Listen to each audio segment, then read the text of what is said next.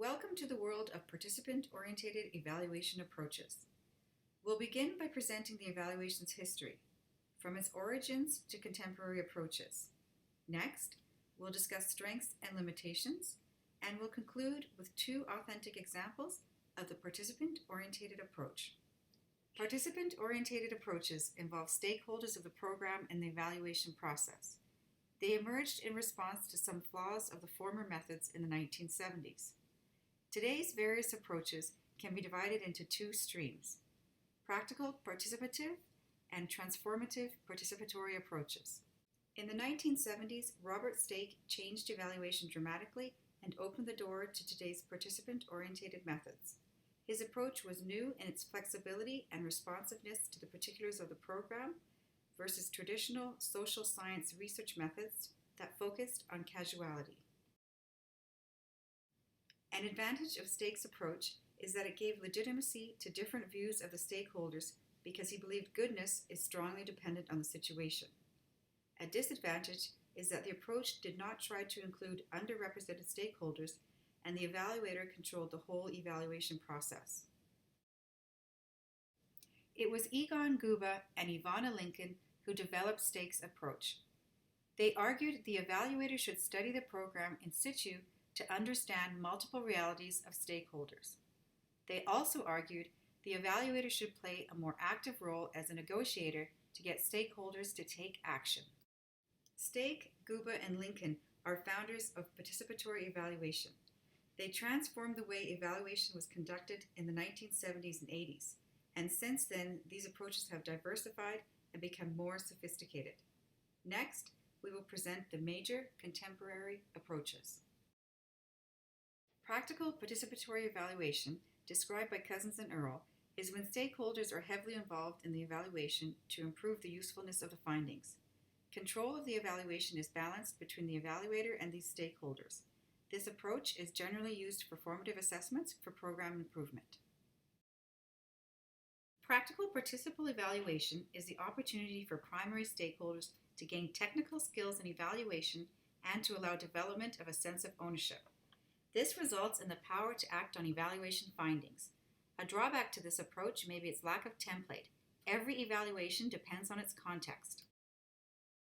Developmental evaluation is the atypical practical approach from Michael Patton, where the evaluator becomes one member in a team of stakeholders who all hold different expertise. The evaluation does not look at one particular system or program. Instead, it continually helps to guide a complex organization's growth and development. With developmental evaluation, the evaluator loses the external independent role and becomes involved in planning and implementing programs. The evaluator uses her skills and knowledge to help the decision-making process. Patton argues that evaluators should share their skills in ongoing development projects rather than making summative evaluations. The next two approaches fall under transformative participatory evaluation. These evaluations have a political purpose.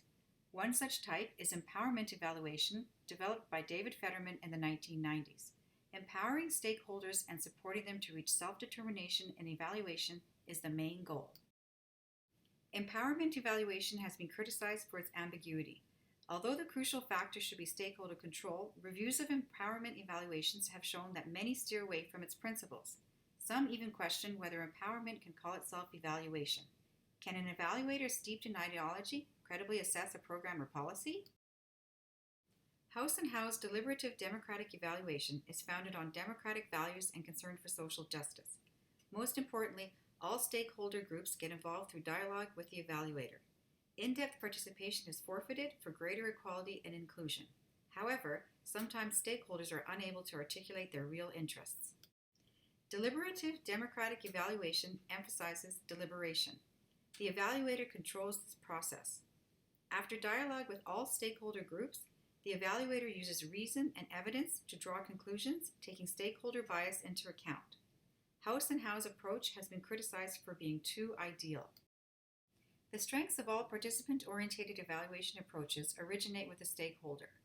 By including stakeholder involvement in the evaluation approach, the evaluation's impact on an organization tends to be long-term.